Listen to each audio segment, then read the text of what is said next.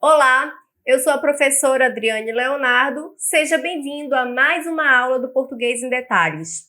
Na aula de hoje, nós falaremos sobre o texto narrativo.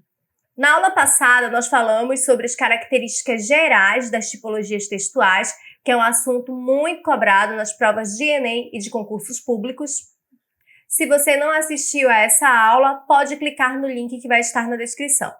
Tipologia textual é um assunto que cai bastante nas provas. E por mais que ele não caia expressamente, ele é importante para que você compreenda os processos de interpretação e compreensão textual. Como eu falei na aula passada, os textos podem ser heterogêneos em sua composição. Então, eu posso ter um texto que é narrativo e está mesclado com um texto descritivo, ou um texto dissertativo que está mesclado com um texto narrativo. E na hora da prova, é importante que você saiba entender qual é a tipologia predominante no texto como um todo ou no determinado trecho dado pela questão. Alguns textos já vão te dar a característica, pedindo que você assinale a questão com a tipologia textual correspondente àquelas características, ou eles podem fazer o contrário, te mostrar a tipologia textual e pedir que você assinale a alternativa que completa as características daquela tipologia. É necessário que você conheça as características específicas de cada tipologia textual, para então, na hora da prova, poder marcar aquela predominante no texto. Vamos ver então as características da narração. O que a narração faz? A narração vai narrar, mas não é tão simples assim na hora da prova. O que seria narrar? De que forma ela faz essa narração? Então, lembra lá das histórias infantis em que uma princesa esperava pelo príncipe encantado e blá, blá, blá, blá? Aquilo era uma narração. Mas a narração não é só esse tipo de historinha. A narração pode ser feita de diversas formas. Então, todas as vezes em que eu precisar contar um fato, narrar um fato, relatar, eu tenho a narração. E existem também outras provas e editais que separam o relato da narração, mas por enquanto nós não vamos trabalhar essa característica. Então, o que nós vamos guardar na nossa mente por enquanto? Que a narração tem o objetivo de narrar. A narração é um texto figurativo, ou seja, na narração eu vou ter o foco em elementos concretos. E para que um texto seja considerado essencialmente narrativo, ele precisa de uma característica principal, que é a progressão temporal. Mas o que é essa progressão temporal? A passagem do tempo dentro do texto.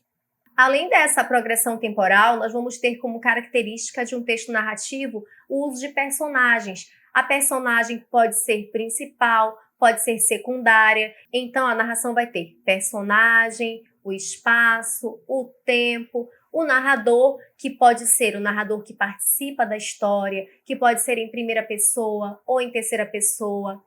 E o enredo. O que essa história está contando? Ela está falando de quê? Como nós vimos, uma das características do texto narrativo é a presença de personagens. Essas personagens podem ser principais ou secundárias. Alguns autores vão dividir da seguinte forma: como personagens principais, o protagonista, que ocupa um papel mais importante na história, e o antagonista. Outros autores não vão colocar o antagonista como personagem principal. E as personagens secundárias, aquelas que participam indiretamente da história. É claro que, além dessas características, existem ainda várias características sobre o texto narrativo, mas como o nosso objetivo aqui não é falar sobre a produção do texto narrativo, e sim da importância dessa tipologia para a compreensão e interpretação textual, estas características aqui elencadas são essenciais para que você possa resolver a questão da prova. Uma outra característica que nós observamos é a presença do narrador. O narrador pode participar da história ou não. Nós temos, então, o narrador personagem, que é aquele que narra em primeira pessoa e também participa da história. E essa história, então, vai ser contada a partir do seu ponto de vista. O narrador observador, que é aquele que narra a história em terceira pessoa, mas não participa dela. E o narrador onisciente, que além de contar a história, parece conhecer profundamente cada personagem. E ele pode narrar em primeira pessoa ou em terceira pessoa. Algumas literaturas apontam essa narração apenas com a presença da terceira pessoa. Existe ainda um outro conteúdo muito cobrado quando nós estudamos o texto narrativo, que é o discurso. O discurso direto, o discurso indireto e indireto livre. Mas esse assunto também será trabalhado em outra aula específica.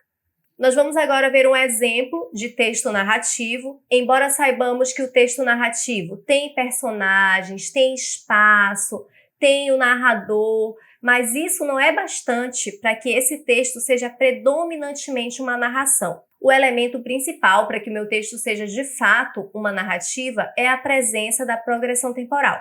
Ou seja, vai ser possível ver no texto a anterioridade e a posterioridade. Essa progressão temporal pode ser evidenciada principalmente por verbos no pretérito perfeito ou ainda pelos marcadores temporais, como alguns adjuntos adverbiais. Vamos ver um exemplo de texto narrativo. As minhas lágrimas cessaram logo. Fiquei a ver as dela.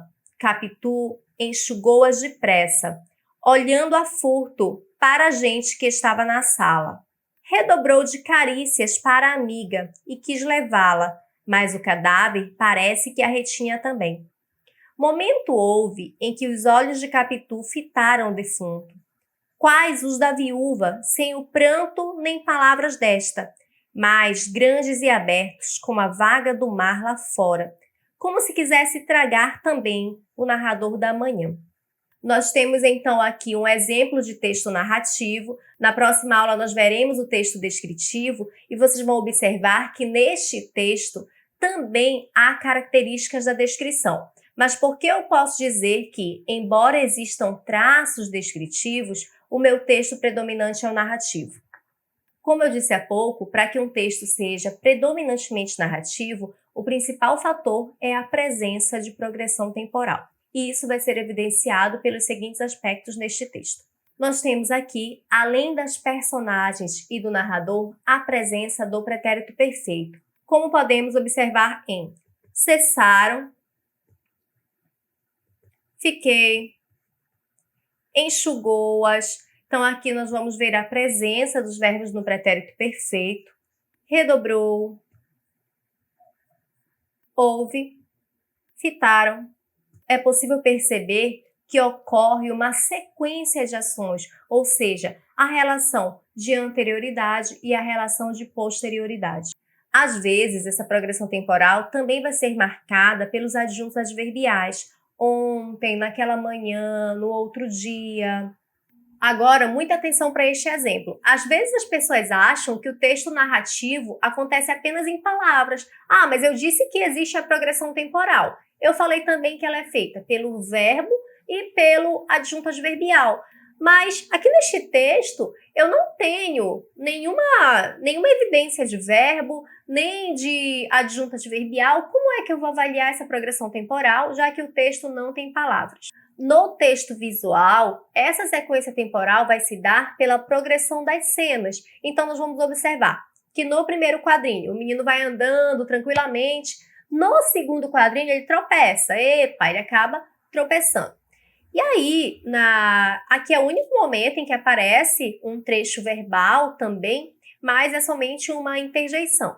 Então, quando ele tropeça, você observa que ele olha a caixinha de presente e ele começa a se perguntar o que teria nessa caixinha de presente. Ele imagina que pode haver um monstro nessa caixa e, para evitar a confusão, ele vai embora. Então, cada cena vai te ajudar a entender o que aconteceu. Primeiro ele passou, depois ele tropeçou. Olha como você consegue transformar essa cena com verbos no pretérito perfeito. Então, no texto visual, quando ele conta uma sequência de ações, nós temos aí também um texto narrativo. Gente, isso já pegou muitas pessoas em prova. Muitas pessoas caíram na pegadinha, olhavam para o texto. Ah, mas aqui eu não tenho a narração porque eu não tenho a progressão temporal. Eu tenho a progressão temporal, mas ela não é feita nem por meio dos verbos, nem pelas expressões adverbiais.